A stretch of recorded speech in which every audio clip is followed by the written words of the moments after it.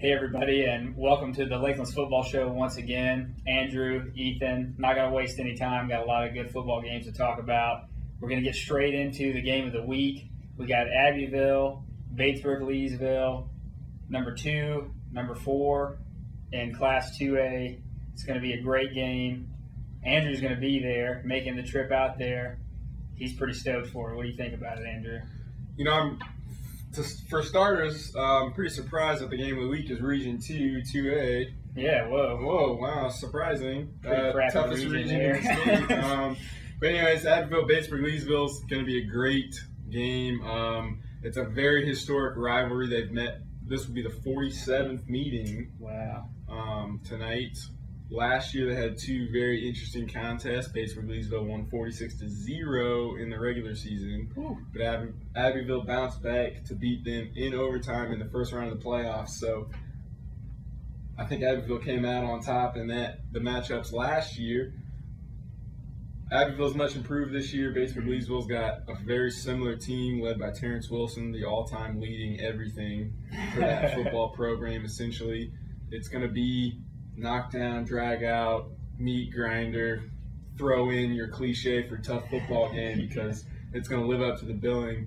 And no matter what, the Panthers are going to win. But I think the Abbeville Panthers are going to win. Should just left the prediction there. Yeah, I could have. That's probably going to be a running clock all night, by the way. Be a lot of running, a lot of this motion on the field. So, and looking at Region 2, 2A as well. Saluda is going to be at Strom Thurmond. Another big game. You have 2 teams that are basically on each side of the standings right now. Strom Thurmond's off to a great start, 2-0. Saluda's still looking for that first region win. They went defeated in region play last year. I think that's really stuck with the team that they have, and Coach Young seems to think that there's a lot of good stuff going on in Saluda. It's going to be a tough game. I'm going to say Saluda gets their first win because I think they will keep it simple, hand it off to Malik Brooks, let him beat everyone that gets in his way.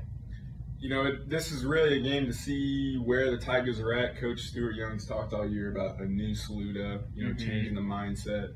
Last year they got on a string of losing close games, and they just kept losing them. So we'll see if they can right the ship against a team that's not very far away from Saluda. A lot of these kids, I'm sure, know each other. It's pretty big rivalry game there. And last game in Region 2, 2A, we have Crescent coming to 96. I think we talked about it a little bit. 96 coming off a very tough overtime loss to Batesburg, Leesville. I think 96 has proved that they're a very good team in this region. Who knows what could happen with them. But, Crescent is also a defeated team in region play, coached by former Ware Shoals head coach Jeff Murdoch. I think 96 is going to finally get that win or get back on the winning way. I feel like once they set up that rushing attack, I feel like they're really gonna do well this game. I think they're gonna get to 2-1 in the region. 96 has to watch out for Crescent running back D.D. Hull. He's about 7'8", 450 pounds it seems. He's a monster. He's only a junior, so they're going to have to hit him low. But I'm with you. I think 96 adds another win. Yeah. And going out to Anderson now, Greenwood is traveling to T.L. Hanna. I've heard some pretty good stuff about the T.L. Hanna offense. What do you think is going to happen with that one? Hanna can really air it out. I think their quarterback's already thrown for over 2,000 yards this year. They score with the best of them. They scored with Burns in an earlier matchup this year. They lost, but they paced. They were right there, step by step with Burns, scoring wise. That it'll be interesting to see how Greenwood's defense matches up with him. Greenwood's been very stingy on defense the last couple weeks. I think they have about 4 or 5 interceptions in the last 2 weeks. So another big test for the Eagles defense on the road. I can't remember the last time Greenwood's lost to T.L. Hanna. I don't think it starts this year. I think Greenwood runs up the win streak to 3. Mm-hmm. And another game of one of our bigger schools in the area. Emerald's going to be traveling to Travelers Rest. Emerald coming off a pretty rough showing last week against Chapman, and I think they're all pretty upset about that. Travelers Rest has a pretty stout running game, and I don't think they throw very often, but they throw enough to keep you honest. I think Emerald's going to come out and really try to get things back on track. Tario Drenn's still out. He's definitely missed in the run stopping and the quarterback pressuring, but I think Emerald's going to get a win in this one. And, to run through the rest of the games in the Lakelands area, McCormick will be traveling to Calhoun Falls. Calhoun Falls coming off a very tough loss, and McCormick looks like they're kind of riding high right now after a couple of good wins. So what do you think is going to happen with that one? I think McCormick's got too much for Calhoun Falls. The Flashers only have about 15 players on their whole roster. It's late in the year. I think they're getting a little run down, and plus, McCormick's got Mateo Durant, who just ran all over Ridge Spring Mineta, who was supposed to be pretty good in the region. So I think McCormick's going to walk into Calhoun Falls and win another football game.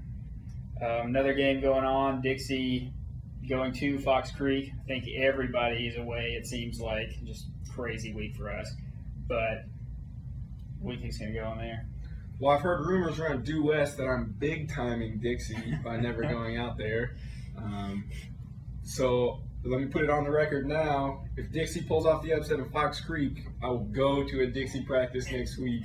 So if that's not motivation enough, I don't know what is for the Hornets. I hope the limo's not distracting the practice.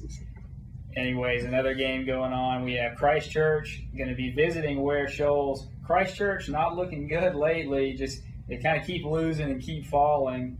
You smell an upset for Ware Shoals, Andrew? Well, now let's get this straight. Christchurch has only lost 2 games, one to Abbeville, and they got beat 16-13 by Southside Christian, who's also ranked in 1A. It's a landslide. So they're not exactly falling. I think they're going to have more than enough against Ware Shoals. And then our final game, big game in Skeeza 8-man football. Greenwood Christian is going to be traveling to Richard Wynn Academy. These two teams are tied for second in Region 2 of 8-man football, only behind the undefeated Andrew Jackson. I'm pretty sure those are the top 3 teams in the state for 8-man football. Greenwood Christian, as we know, their offense has been crazy good lately. Definitely some softer opponents. This is definitely going to be a test. I'm thinking the Greenwood Christian is going to pull it out because they're still a little sour from losing to them last year because it was a pretty close game, and I think they just lost the lead. So, well, to steal a stat from you, Richard Wynn just recently lost to Wardlaw Academy, who Greenwood Christian, in the quotes of Ethan Joyce, beat the tar out of Wardlaw Academy. So if A equals B and B equals C, then A equals... I kind of messed up the transitive property there, but whatever. I'm going with Greenwood Christian as well. The quote was right, though. I did say that. And, Richard Wynn, that's in Winsboro. You know where that is in the state? I have no clue. My geography's really bad. We're transplants, guys. We don't know what we're doing. But anyways, that wraps up this episode of the Lakelands Football Show. We kind of got off track there a little at the end. But as always, follow us on Twitter for game updates. I'm IJ Andrew Mackey, IJ Ethan Joyce, and don't forget, news sports editor Michael Christopher at IJ Michael Christopher. Check online indexjournal.com for full recaps of all our stories. #Lakelands Football. See you next week.